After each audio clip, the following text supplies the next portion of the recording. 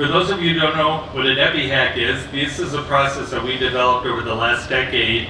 We were a not-for-profit organization that had philanthropic dollars and technical experience in building innovative tools for early detection for disease outbreaks, and we worked in low and middle income countries.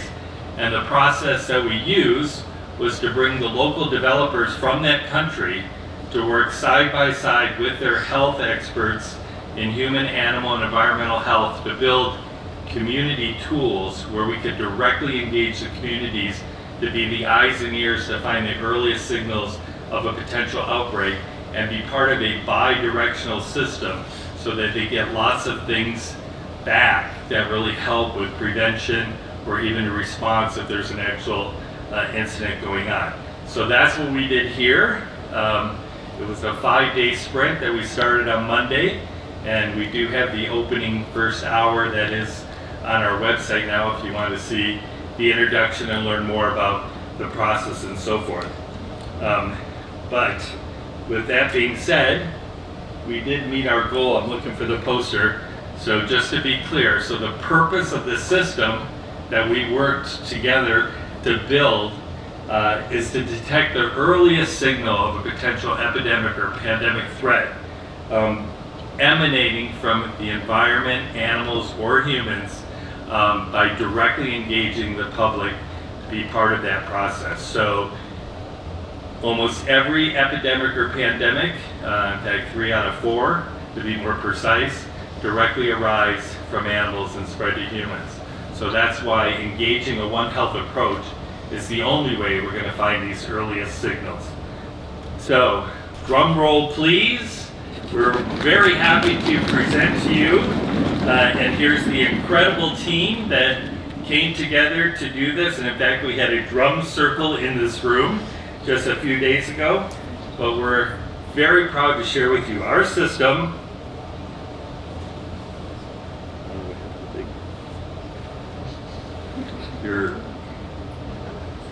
Didn't work, but anyways, I detect.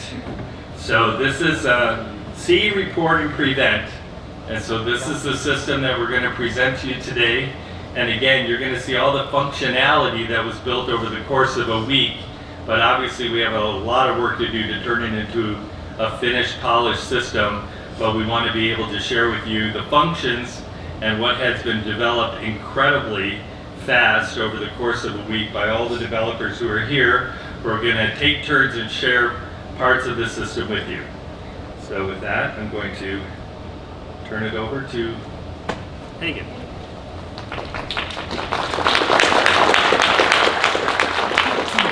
Hello, my name is Hagen Franks. I'm a software engineer here at the University of Arizona, and thank you for joining us today. I'm excited to share with you a new participatory surveillance tool that these young and talented graduate students have collectively built. And I want to stress that this is participatory with volunteers like you and me submitting our health reports in both the health, pet, and environment.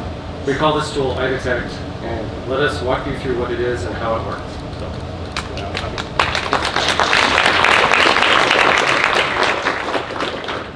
Hello everyone, so we'll start introducing our team. So we are from System Architecture, so my name is Avi Tharavia, so I'm just recently graduated from UFA in MSc Information Science. Hello, I'm Nilapal. I recently graduated in Masters in Information Science from the UFA. Hi, I'm Sam Tucker. I recently graduated from the Computer Science program here at the University of Arizona. Hello, my name is Ahmed. I'm a second year undergraduate at the University of Arizona. Hello everyone, I'm Lakshmi and I'm a data engineer working at Pima County.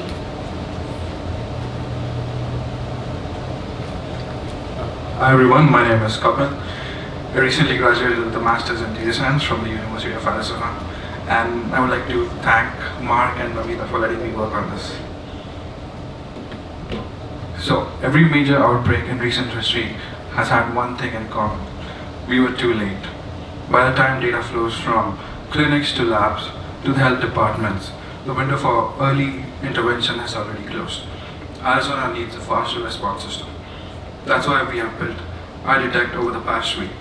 My friends and colleagues will now present the features.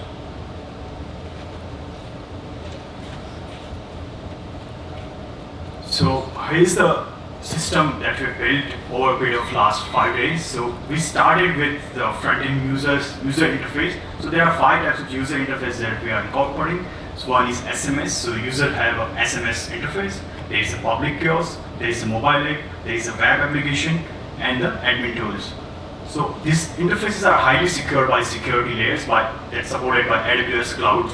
And there are totally like 5 major features that system supports. One is reports, there is surveys, there is alerts, there is profiles, and there is a live map. So one of the features is reports, which is about incidental reports. So users can submit reports about human, animal, and the environment. So if they have any symptoms, is there a disease that they are experiencing, they can report and just submit to the system. There is a surveys, which is detailed reports about their health, about their families, their pets, or their environment nearby, or any mass gatherings that's happening around there. There is an alerts that is being sent out by admins. So we have administrators who can send the alerts to the users that is may be issued by the state governments, federal governments, or any global organization. There are profiles in the live maps. The users can enter into the system, then create a profile, which can have all the demographic features and the locations which area or which house they live or something. And we have a live map feature that shows the nearby outbreaks or the symptoms that is common in this area, and the system can be used by multiple community users.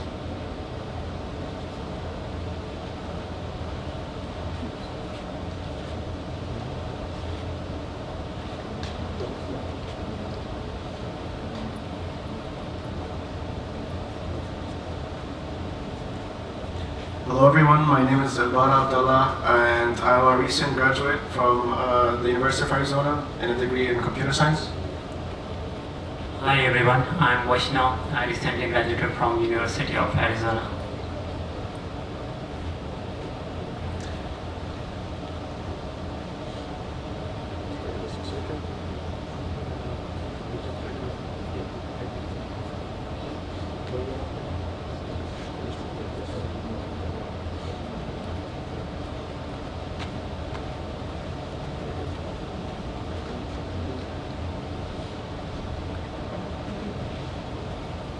Okay, so this is the mobile version, and I just want to ask you all a question. How are y'all feeling today? I hope you're all feeling well. So let's say someone is unfortunately not feeling well, so they can go to the app here and say, not feeling good.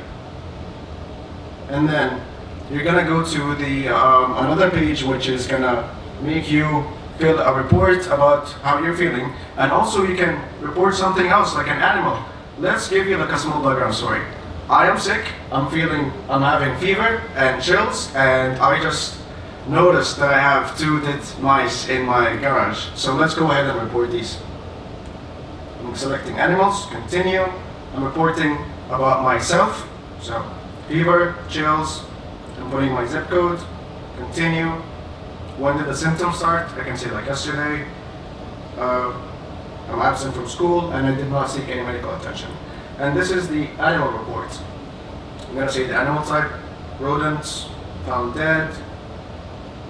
I say mouse for the species, 2, the date, today, location, and that's how you can submit a report. So basically these reports transform the scattered, under-detected signals into an early outbreak intelligence. And this report is anonymous. Yeah, now you can see this is without account, but if user want personalized recommendation, like something happen nearby, they can get a recommendation like alerts. They can log in. So you can see here, they can enter their name, email and passwords, and also if they can also enter the mobile number and zip code. So we can recommend them like health outbreak happen like nearby, so can give alerts by email ID and mobile number.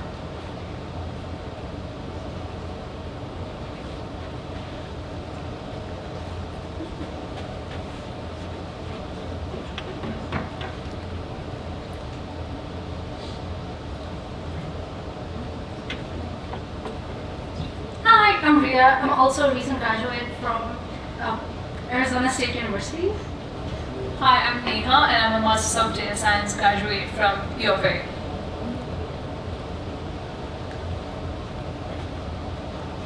So we worked on the maps feature for the mobile app. Here on the dashboard we have the interactive map where you can zoom in and out of it. You also have a feature where you can select whether you want to view cases for humans, animals, or see incidents related to the environment. Also, You can also see information based on your zip code, and the map also shows available public resources like cooling centers, hydration stations, and respite centers. It also gives detailed information about their hours and working locations.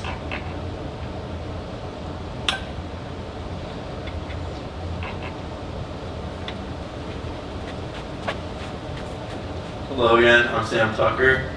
This is the resources widget. So the app can provide resources to users based on their most recent report. So it's going to look at their report, and it's going to look at their location, their symptoms, and it'll provide resources relevant to that user.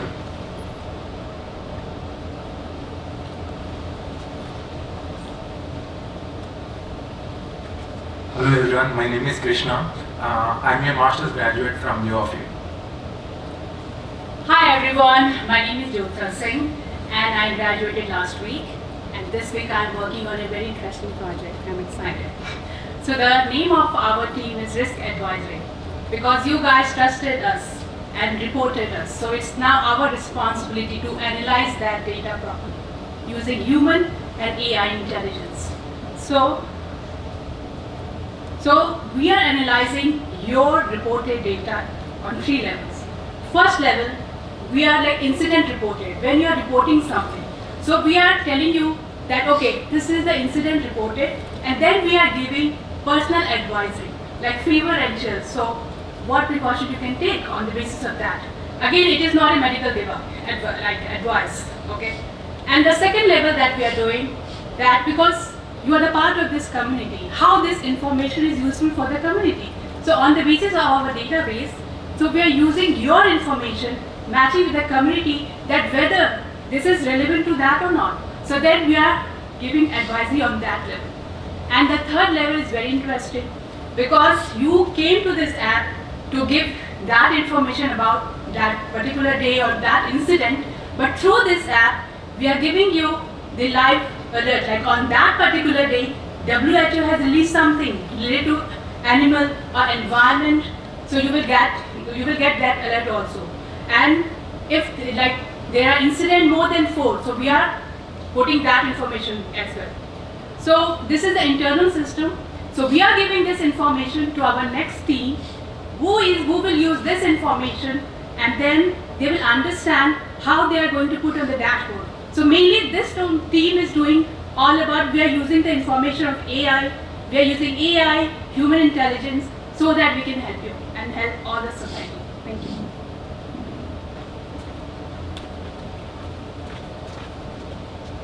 So hi, this is Sai Hemant Kilaru. I'm a master's student from University of Arizona. I just graduated. So my main thing is about automation. So my automation starts for the community page. So every people will be selecting their own topic while logging in. So after selecting their own topic, the topic comes under 3 main categories. The categories will be environment, human, and animal. So based on these 3 categories, they will be getting their own latest updated news. So these news will be related to your zip code, or if you don't have a zip code, it will be delivered to your district. So in this way, it just travels and delivers. So we also have an upstamp thing, that if the people like the news or the information in the community page, so if it's more upstamped, it will be reflected to you. So this is what it's about. It's like you report it to us and we'll report it back to you. So So next thing we are focused on is email alerts. So these are of two main types. So one is time-based alerts and another is scenario-based alerts. So time-based alerts comes when the user is inactive on the social thing. For example, if a user is inactive for a certain period of time, so the information will, the alert will be delivered to them in the form of an email. And second thing, it's most unique thing. So what happens here is, for example, in your society or in your zip code, for example, if there are 100 people, if the 10% of the population gets affected, so even though you are inactive, you will be receiving the alert in the form of the email. So this is what this one does. And next thing comes the user engagement. Thank you.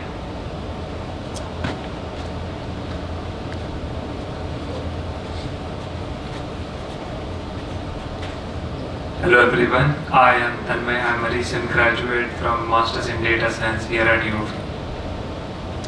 Hi everyone, I'm Shri. I'm a bioinformatics student and an incoming medical student here at the University of Arizona College of Medicine, Tucson.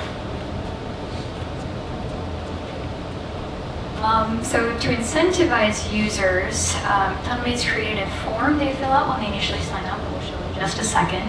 And that form basically customizes awards for them later down the road. As many of you might have guessed, a challenge with many apps, but especially ours, is going to be how we actually incentivize users to participate in the app, and not just users, but also communities. And so we built a rewards page that shows participation of districts and counties, which is adjusted per capita, so that big counties like Maricopa County don't have an unfair advantage. And then you can adjust these coupons. So basically what it does is it looks at stores nearby the user and then shows coupons to that user, and if they have a certain amount of points, they can unlock those coupons. So, yeah. So we also don't want the application to crash when you're trying to report something. So I just wanted to make a point that this application is highly scalable, whether it's a localized environment or whether it's a World Cup match where hundreds and thousands of people are using it at the same point. The system will scale up and down automatically. So I just wanted to make a point. And before the reward system, there would be a form, a user interest form, which is optional. And so this would be the form that user would be asked to fill, asking about his personal interests, let's say household he lives in, time he spends outdoors, and his occupation, and animal contact, or let's say if he has some animal contact, it would ask which animals is it, then home pooling, what type of pooling does it has, hobbies, and then at the end it would ask if all the information that the user entered is correct, and then submit the form. After he submits the form, all the data would go into a classifier, which would classify user based on his or her own interests. So after the user is classified, he would be given all the rewards and coupons based on the interest or the locality the user is from.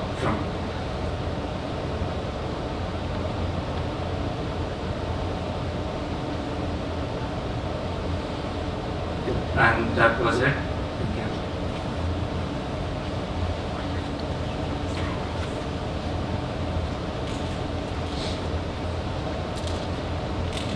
Hi, my name is Muna Chimsaneke, and I'm a recent computer science graduate from Arizona State University.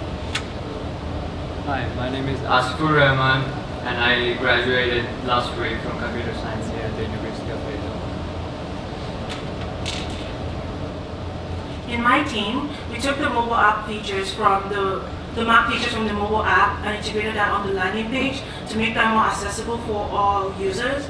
We also created a dashboard that shows an overview of all the information gathered from the reports, and that includes the map with more specific details, and also includes visualization that shows categories split over time. Along with the map, we have an alert system. From there, we can the health officials can send advisory or emergency alerts to the users straight up from the dashboard. Thank you.